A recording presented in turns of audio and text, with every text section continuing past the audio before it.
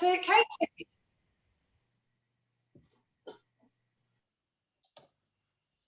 Good morning, everybody. Hopefully you can hear me. I know there's a little bit of echo, so sorry about that. Okay, right. So thank you so much for your patience this morning. It's to be here with everybody. Thank you so much. What Will and I are going to talk about today is predominantly about flexibility in flex. So as Nikki mentioned before, we have done the nuts and bolts piece. This is more about practical examples. And just out of interest, is anyone else getting the echo or is it just me? Everyone's getting it. We're getting it. I think there's one person unmuted. I don't know, Zoe, if you could just make sure everyone's muted, please. That would be really helpful.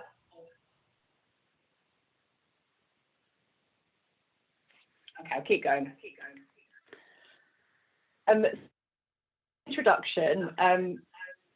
Myself, I'm Katie Allen. I run Katie Allen Consulting. I'm going to pop a slide up on the screen as well so that everybody can see the details for myself and Will. So my organisation is a consulting service and coaching service. Hopefully you can see that slide now. What I do is I work with organisations as an equity consultant, talking about workplace culture, talking about inclusion and equity, and how do you build those methods and systems in your organisations to create the kind of workplace cultures and inclusive environments that your organisations need. And I'm also a coach, individuals and groups who talk about your career aspirations and maybe potential blockers and barriers you're facing and coming up with strategies to work. So I'm Katie Allen of Katie Allen Consulting. These are my details. I'll hand over to Will for his introduction and his details are also on the screen. Thanks, Katie, and good morning, everybody. Thanks for joining us. And again, to echo, totally echo clearly, Katie's apologies for the delay this morning. So my name is Will Farnell. I run an accounting firm, first and foremost, called Farnell Clark. We're based in Norwich. I set the firm up in 2007 and have spent the majority of that time trying to change the way that professional services are seen and delivered. We run a team, we have a team of about 60 people in our business now, and I'm fortunate that I get to spend a lot of my time helping predominantly other accounting firms deal with a changing landscape through digital transformation, but also cultural change. So I take a lot of the things that we've tried and tested in our own accounting firm and share the bits that worked, also sharing the bits that didn't work and talking about why they didn't work. And hopefully we're going to get the opportunity to share some of that on this session today, focused around what we've done with culture and flexible working particularly. Super, thank you, Will. And hopefully, have I managed to correct the echo problem? Yes. We're off now, fantastic. Well done. Thank you for your patience with that. I've been tinkering about, I think we're there now. Okie dokie, let's get the show on the road. So to kick off, what I thought a really good way to start with, we've been talking about flexible working, and flexible working is a pretty broad term to be using. It all means something different to each of us. So for the purposes of this conversation, I thought it might be a good opportunity to really what we mean when we're talking about flexible working. So from our perspective in this conversation, working is broken down into a number of pieces. So the first is hybrid working. So this is another term that people are banding about as if we're all supposed to know exactly what it means. But actually, it's a pretty relatively new term that we've brought into our vernacular recently. So for the purposes of this conversation, when we're talking, what we really mean is the extent to which we are either working in a fully co-located team environment with the people in our organisation, or a fully remote working environment where people can work however and wherever they choose, or that huge spectrum in between where we just bridge between the two of them, and that's going to be our working structure. So it's the extent really to which we between the two. And for most organisations, this is only something probably that has come about with the evolution of our pandemic and the way that we've needed to flex our working arrangements. But the excellent thing for having Will with us today is that Will has been doing this pre-pandemic. So this was a conscious decision to introduce different ways of flexibility within their working. So that's what we're going to dig into today. So that's the hybrid working piece. So that's in flexibility around where people are not located when they do their work. Something to really keep in mind is it's going to be individual to your organisation. Hybrid working checks that we can go onto the government website, download and do a tick box exercise, and then we've cracked hybrid working. I mean, wouldn't that be? That's just not the way it works. Hybrid working is going to be dependent on so many factors and so many versions of flexibility and what that means to you. So it's really individual to your organisation, what you need as a business, what your employees need as your workforce, and what your clients need as well in you provide and how you make money. So there are many facets to the flexibility that you might want to think about. So it's not a one size fits all. So as we go through talking about our examples and things that we've seen that may have worked or not worked, some of these may directly translate to your organisations, but some of them may not. So please, the pick and mix of flexibility for things that either inspire you because it might work or it might open up thinking for things you might want to try in the future. So please take it in that manner. And personally, as an equity consultant, something that is super important to me about the possibilities that flexible working bring, opportunity to really build inclusive and productive working environments that work for the people in your organisations. So this is a real opportunity to look at who are you able to give access to your organisation? How do you bring them in? How can you advance them through? And how can you support people in your organisation? So it's a huge opportunity to really do the work on building an inclusive environment. And then the final thing just on this piece to think about, as Nikki said, this isn't a replacement for flexible working requests. So we need to really be clear now that there is a distinction between, as an organisation, the general principle wish to create an environment of flexibility in your working versus an employee's legal or expectation to be able to put in a flexible working request. You still have to honour those. You still have to value the process around. More information on that, I would absolutely direct you to the recording and the replay from Nikki's session previously, because they went into some excellent detail into the nuts and bolts of that. So if that's something you're also interested in, there is information available on that, so please go and check out that recording. So that's hopefully set some parameters about what we want to talk about today and the way in which we are viewing kickers on. So I'd like to open the floor now for Will to join me in this conversation. So as we were saying, Will, you started your flexible working journey, it was 2019, wasn't it? Yes. So pre-pandemic. Yeah. So you've had some experience with this. So what was it that actually led you to think this might be a good idea? How can we bring it forward? So I think the start point for us is that we've tried to build a different kind of firm. We have a very Gen Z millennial focused workforce, and it was very clear they had different expectations to the wannabe millennials like me that isn't quite a millennial but kind of wishes I was. So alongside that, the other thing that we were very conscious of is that we're in professional services, so we deliver accountancy services and business advisory services, and the profession that I operate in has always been very focused on input. So they're focused on how much time are we recording and are we in the office between 9 and 5. And we're very focused on our client expectations, and our clients judge us and value the outcomes that we deliver.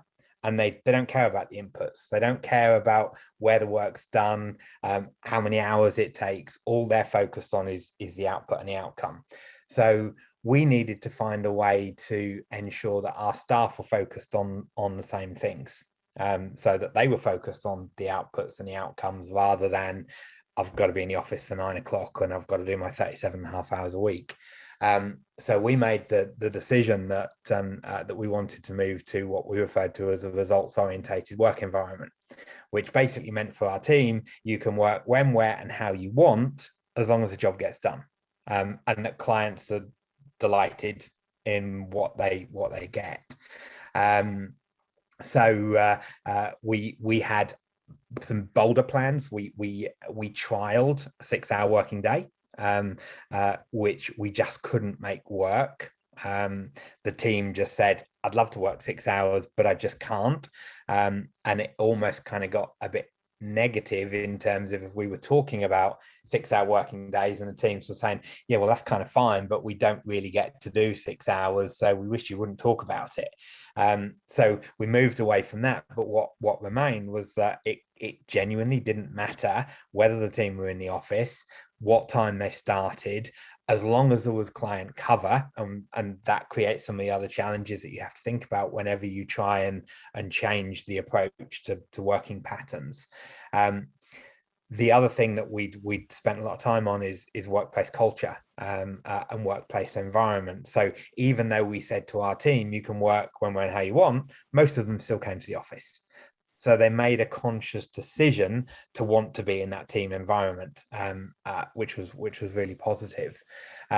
Alongside that, we also said to our team, we're not going to have to be careful with the wording here. We're not going to cap holiday leave. So we also said that you still put a request in for your holidays, because we've got to make sure there's cover, but you haven't got a cap.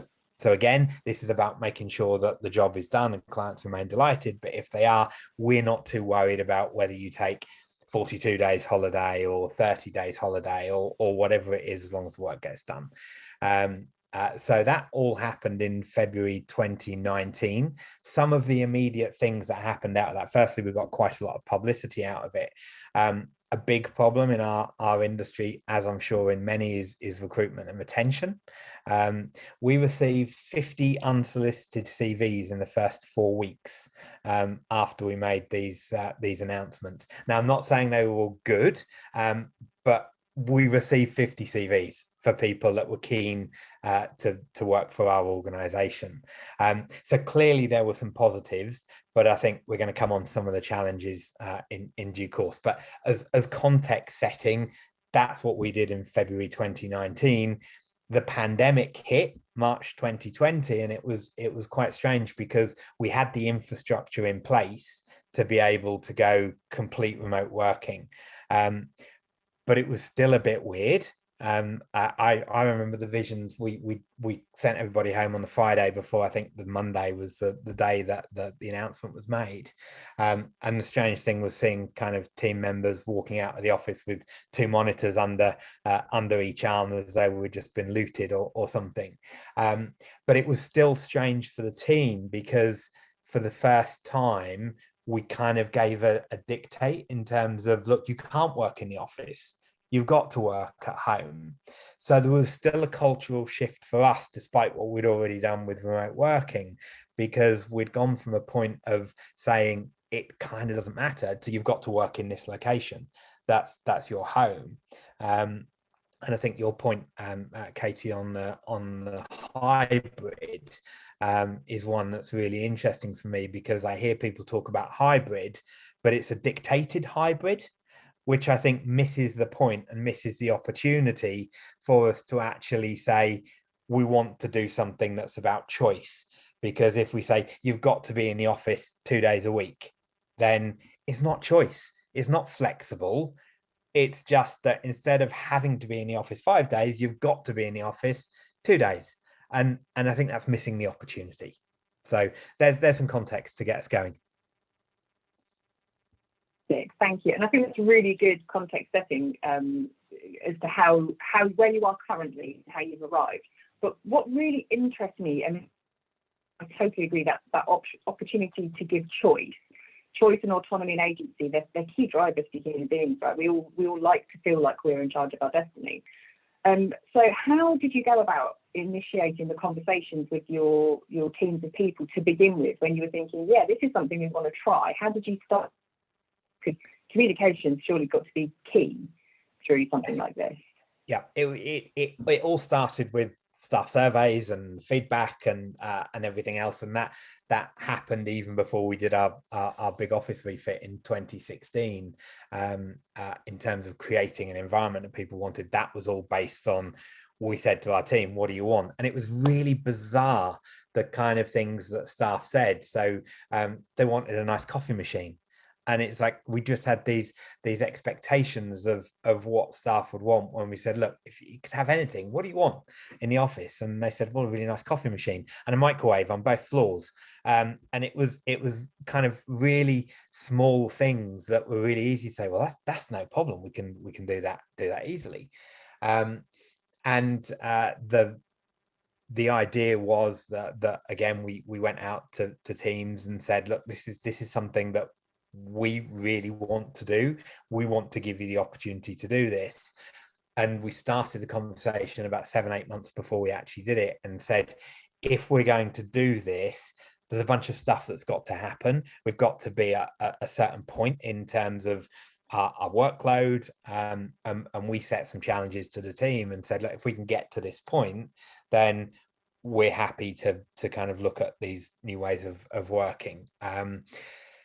So the team achieved the things that they said, which suggested they were keen to do it, and we gave staff a choice. So they all have, and with the lawyers here, I've probably not got all of this right, but kind of bear with me.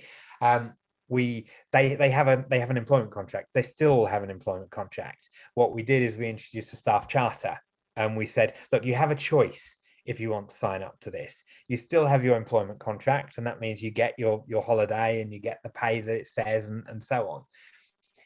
But if you want to enter into this charter, which basically says, if you can do these things, we will give you these things.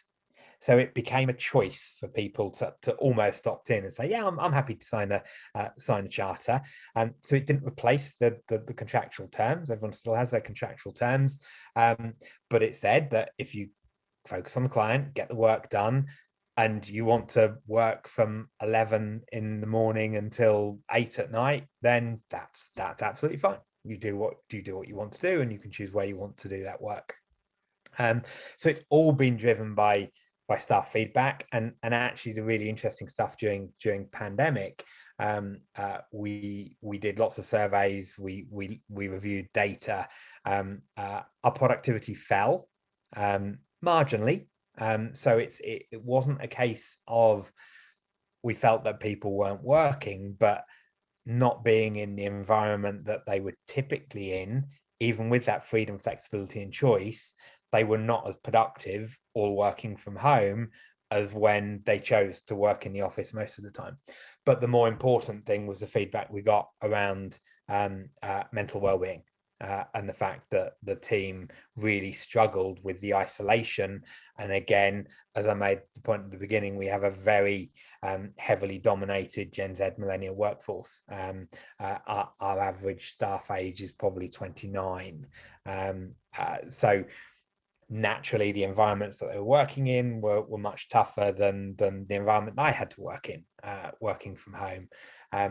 So it's caused us to kind of look at what we do, at least in the short term, that's perhaps a bit different, to almost get back that kind of comfort, certainly that productivity, but equally people being around people, and rebuilding some of those kind of internal relationships that we had pre-COVID.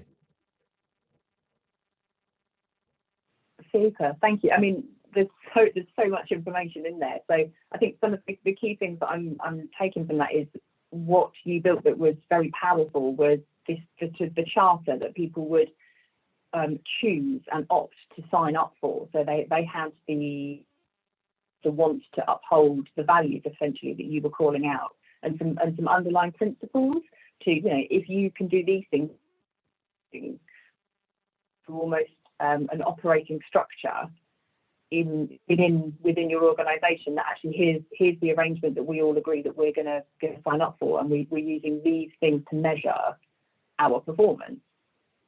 And so that sounds fantastic. And actually, I like the way that you built in there the communication piece again. That communication for you wasn't a one and done event. It wasn't something that you did one survey at the beginning and said, well, everybody was fine. You kept revisiting and going back and re-engaging with your people to say, you know, how are things going on now? The pandemic arrived, you did it again to say, okay, what are we seeing from an out versus what are we seeing from people telling us how they feel, and doing more communication that way. Yeah. I mean, and I think that for me is a real key driver when it comes to any sort of implementation of change, isn't it? It's that communication. It's something that it's been heard and understood. It's about revisiting, re-engaging, and reassessing the landscape to make sure, is everybody on board? Do they understand? Level of understanding being agreed. Yes, and I think it's as well. It's about being prepared to change and admit that something isn't working, rather than saying, right, that's the end game. That's what we're doing, and we're going to stay on that path until we get to it. We innovation is a big part of kind of our DNA. And that means that we don't always get stuff right, and we have to be bold enough to be able to say, actually, you know what, that didn't work. So let's understand why it didn't work, and let's look at what the alternatives might be and give that a go. And that stuff's kind of built into the culture. So clearly, every business is going to have different challenges when they try and create something like this that's different, and you've got to be really conscious of where your culture start point is, and how far you can take things before you have to kind of take stock and not try and change the world overnight. We've got a question come in, actually. Am I able to interrupt you both? Sorry. It's a question for Will. We've got somebody, one of the attendees, they are taking the opportunity at the moment to refurbish the head office. Yep. And once complete, they're going to move to hybrid working arrangements. Yep. Given that your business refurbished in 2016, sorry, it says, so Will's business refurbished in 2016, but when moving to hybrid working, was anything fundamental in the office needed to ensure that individuals could continue to work effectively? No, I don't think there was. The nature changes. I mean, if you're going hybrid and part of it is about office capacity, then obviously you've got to have the technology infrastructure and systems to enable hot desking. So the kind of things that we did is we have complete clear desk policy. We have lockers, so everybody has a locker in a little plastic box that their pens and their calculators go in, and it goes in a locker. So it's little things like that are really important. Breakout areas are really, really key, so that you've got that mix of formal and informal workspace.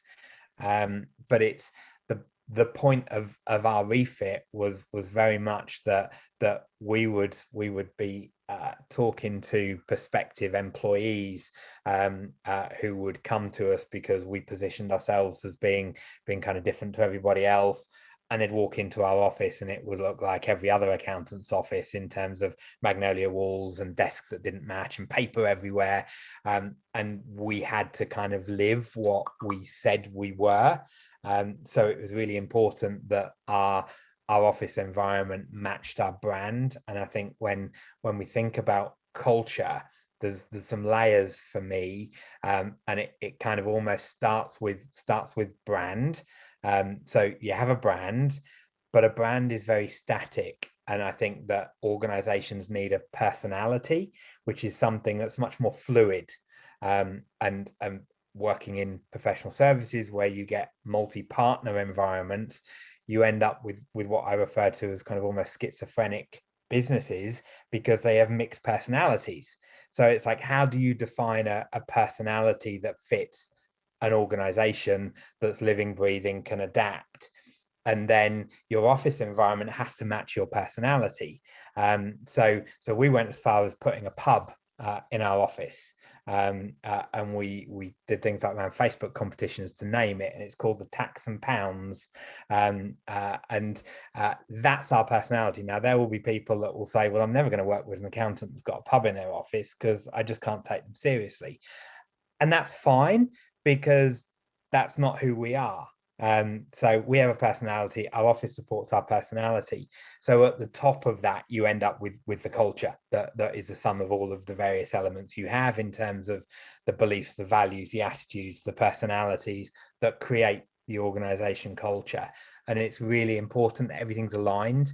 So office space and refurb, if the attendee is doing that, is take the time to really think about how it fits with your organization's personality. But the practicalities, lots of breakout spaces for informal working, collaboration spaces, because that's really the important bit. If people are remote working, when they come into the office, they need that team engagement. So engagement spaces, meeting spaces, but comfortable meeting spaces rather than formal boardroom type spaces are going to be really helpful. Yeah, that's great. Thanks ever so much for that. I think that has answered that question. And by the way, I think everyone's loving the pub idea.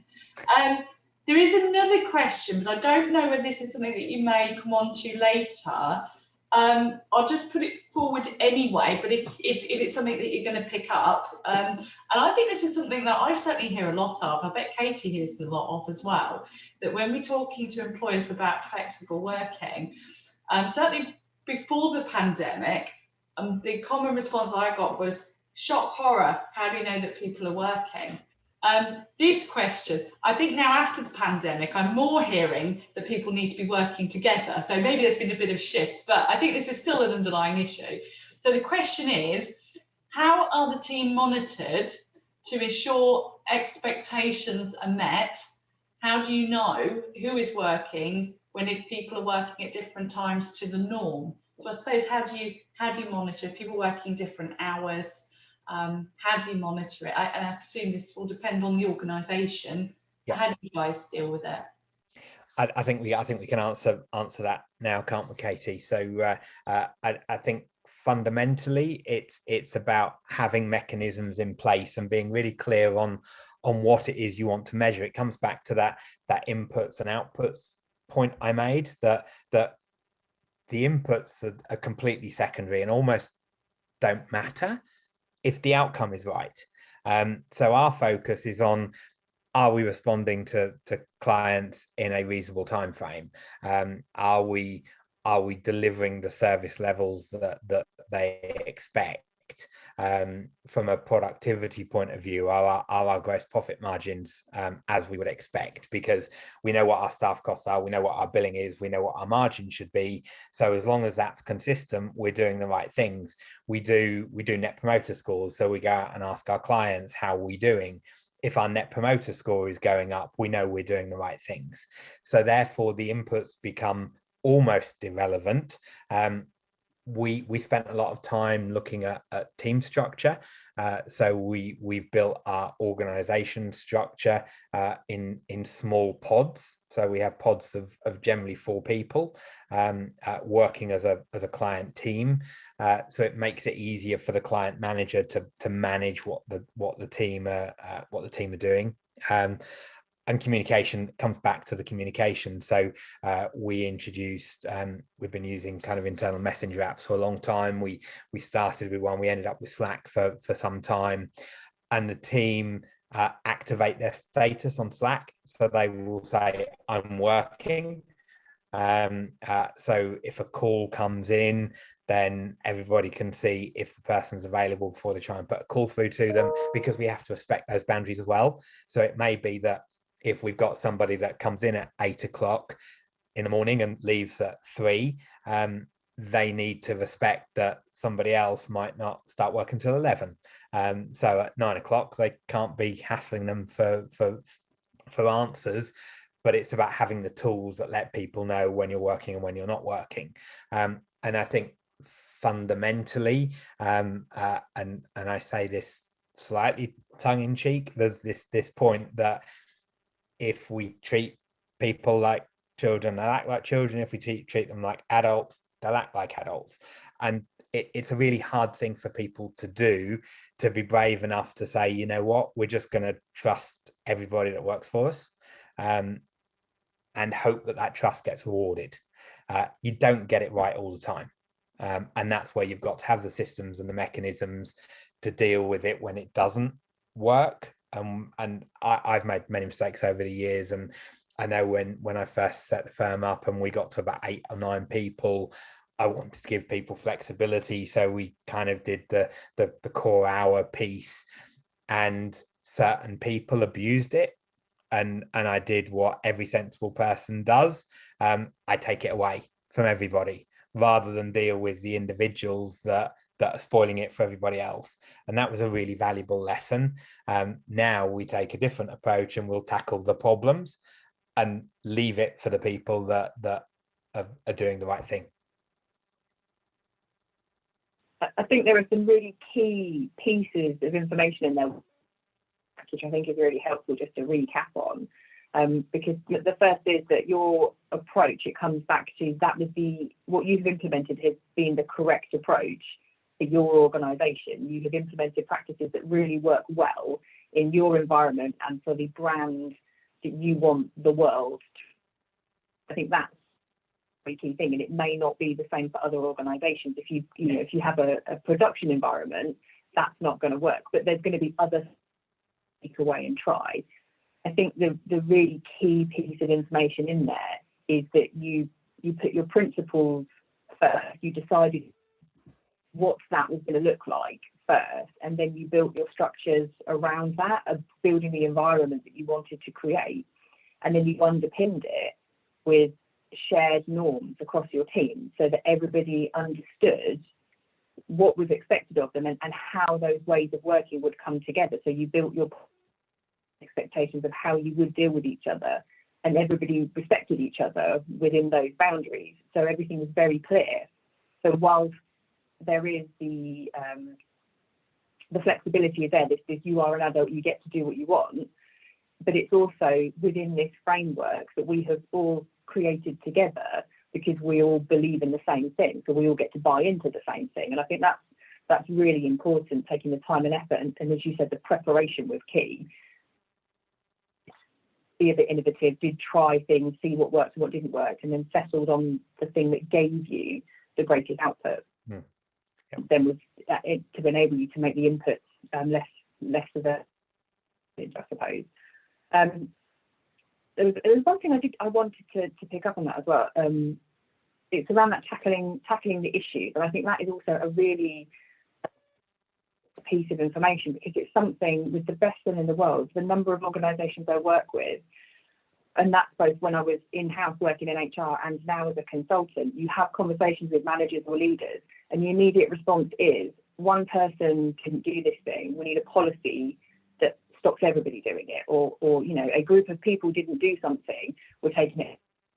And that's a really a valuable piece of leadership there, Will, that you've mentioned, but actually it's really about what went wrong and do the root cause analysis of it. And if it is that someone was not boundaries as everybody else, that's the problem. It's not the boundaries, it's the way that individual is working within it, and having and take the action that's required at that point, rather than this was a bust, let's take it away for everybody. So I think that's a strong leadership trait that I think is very important.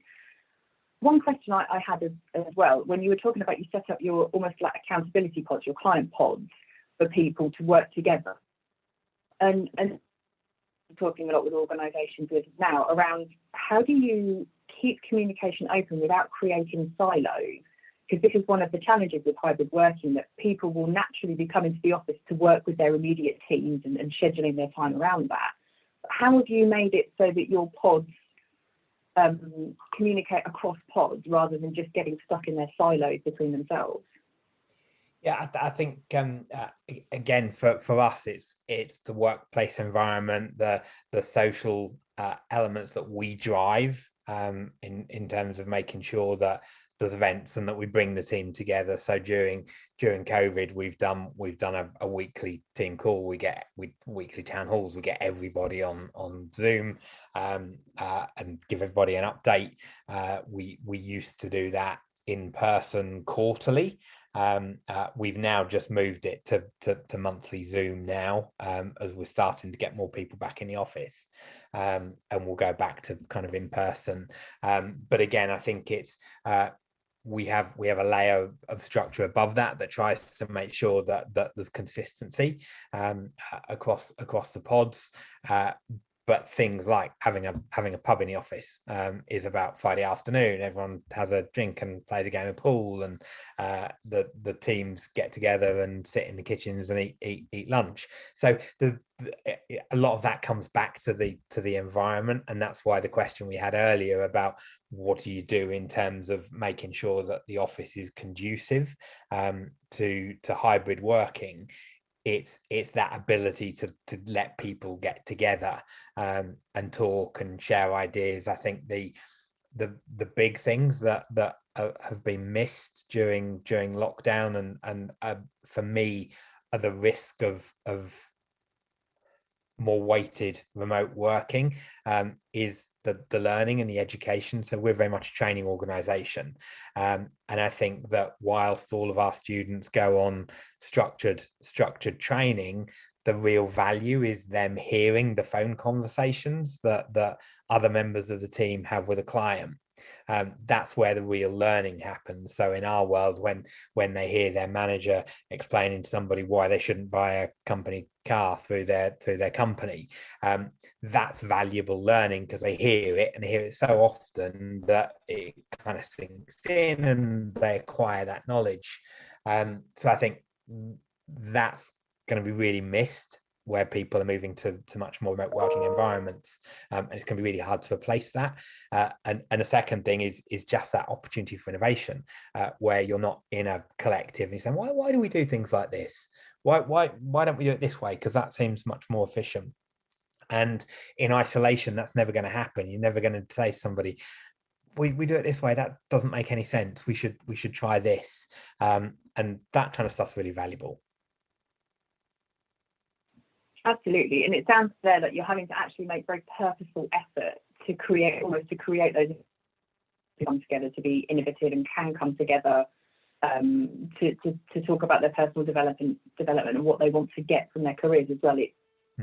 Or leaving as a side thought for the managers in your team to think about. It's actually created within your environment as an important thing to be considered.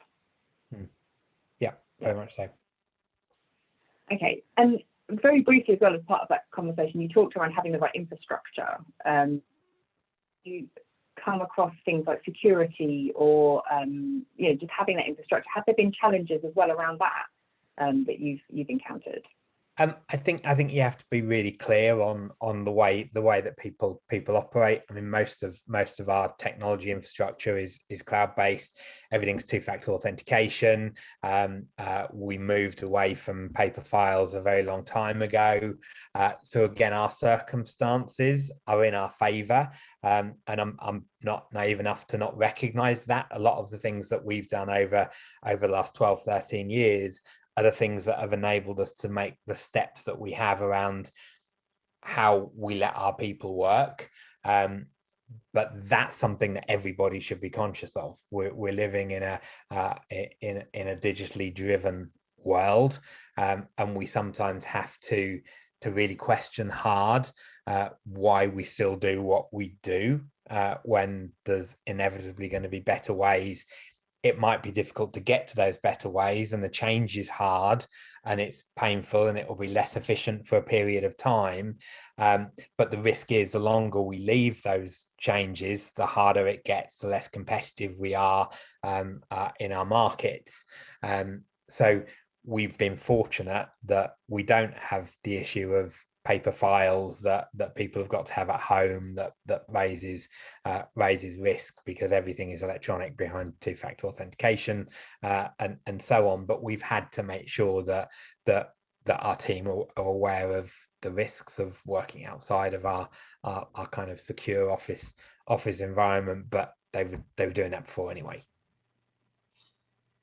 There are a couple more comments, quite a few comments actually, this is generating, which is fantastic. Quite a few of them are around the same sort of thing in terms of, I think it's objectives and how to sort of manage objectives and expectations. And presumably, I think you've already really addressed that. It depends on the business. There needs to be some form of mechanism, I think, for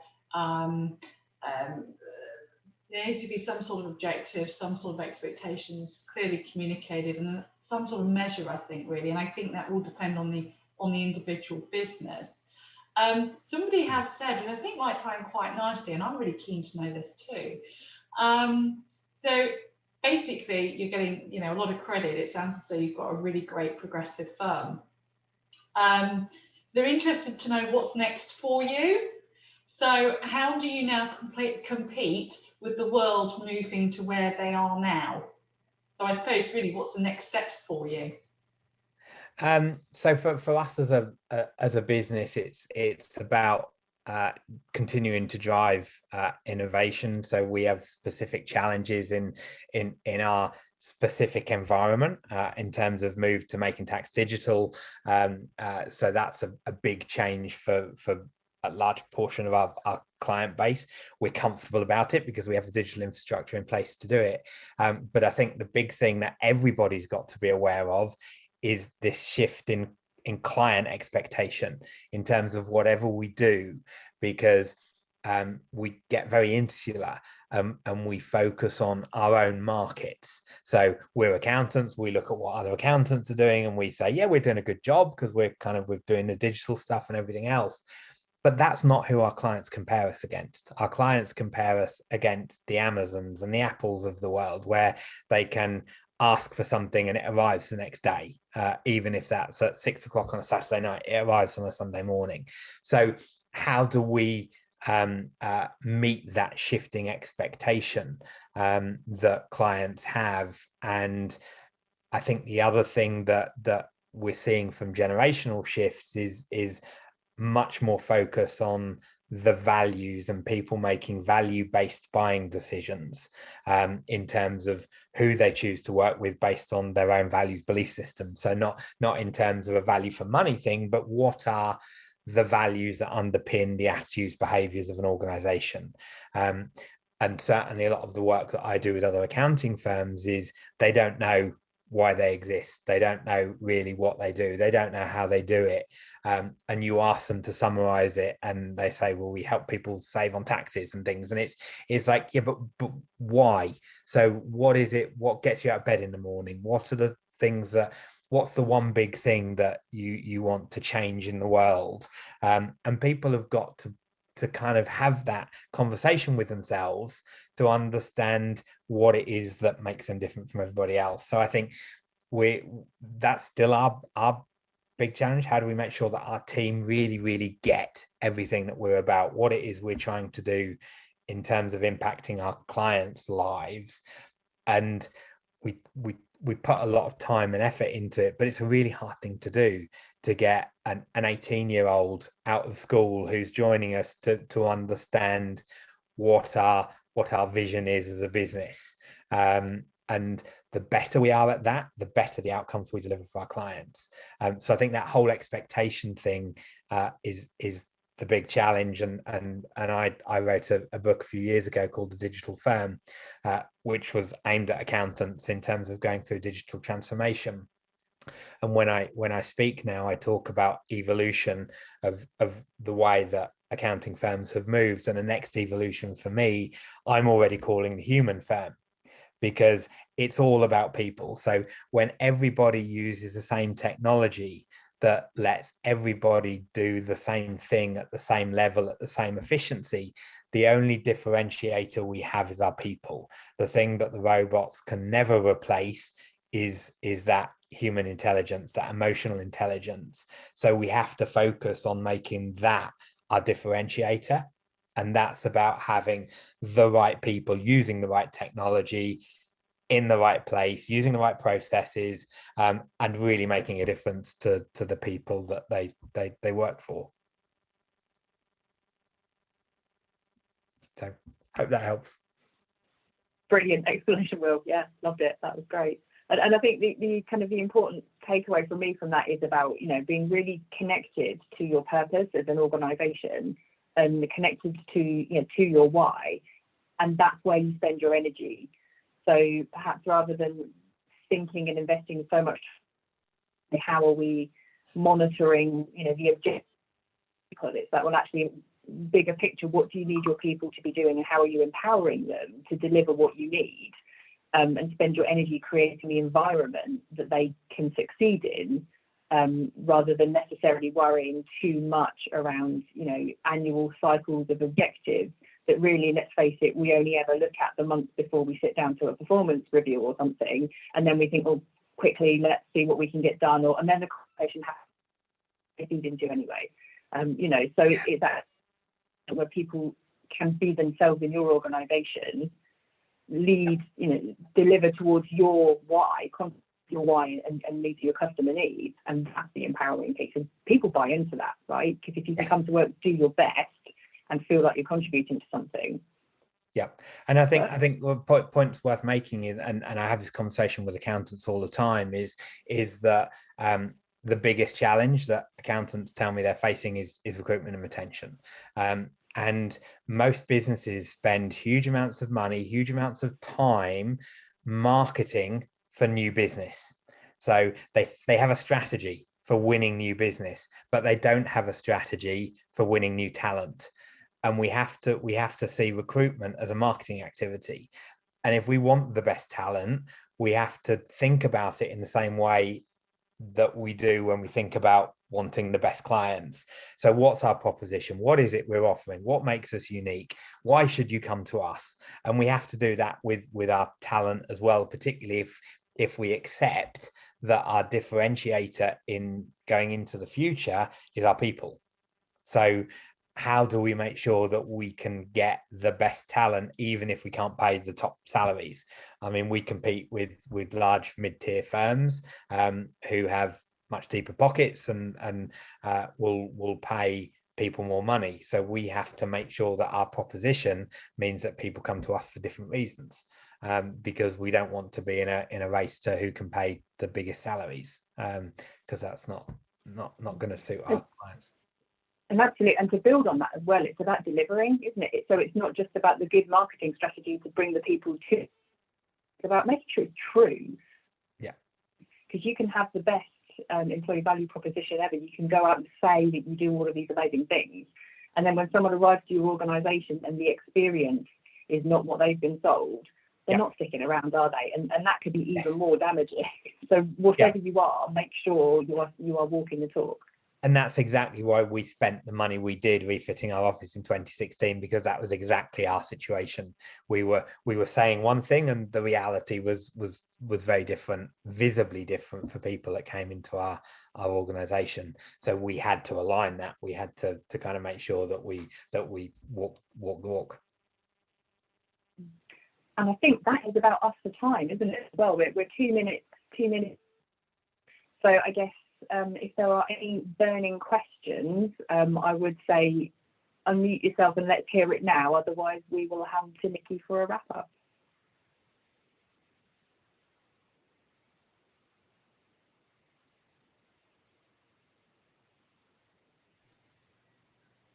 Over to you, Nikki. Okay, fantastic. Thank you. I was going to say, I don't think there are any questions either. As we have quite a few coming in on the chat. So I suppose, yes, just to say, I personally found that incredibly interesting, Will. Stereotypically, the background, given that you're an accountant's firm, your approach, your business culture does seem very different to my stereotypical thoughts of an accountancy firm / legal firms. We have a typical view. Can I put it that way? Trying to put it quite politely. So no, I find that incredibly interesting. So I would just like to say thank you very, very much, Katie, and thank you ever so much, Will, for your time today. I hope everybody else found that really interesting. I think it does depend on individual businesses, and there will be some challenges, but I think there's often ways to problem solve, if you like, the challenges. But yes, thank you both very much. Thank you to the Chamber for giving us the opportunity again to put forward a further session. There will be some other, well, there will be next month's HR Bite Size. Topic is yet to be determined, as far as I'm aware. So if anybody that's still left on this call, I know people have had to shoot off, I've had lots of messages apologising. If there's any particular topics, can you please drop either Zoe at the Chamber or Sadie at the Chamber or myself or Katie an email just with ideas for the next topic, and we certainly do follow them up. There are a couple of other BD events going on that the Chamber just asked if I could just highlight. Wednesday the 18th, there's a Meet Your Neighbours, and it's the Bedfordshire and Hertfordshire Chambers, which was actually quite good fun when I sat into last one. And there's another event on the 23rd of August. And actually that is by, I think we've got the lady on the line here, a talk by Soraya Landini, I hope I said your name correctly and I apologise if I haven't, who's the founder of Blue Donkey Intelligent Telemarketing Limited, who'll be explaining telemarketing to your company. And then I think there's some various other events as well. So please check out the Chamber website for any other events. But it's just to say thank you all very, very much for your time today. The rest of the day, enjoy the rest of the day. Take care. Yeah.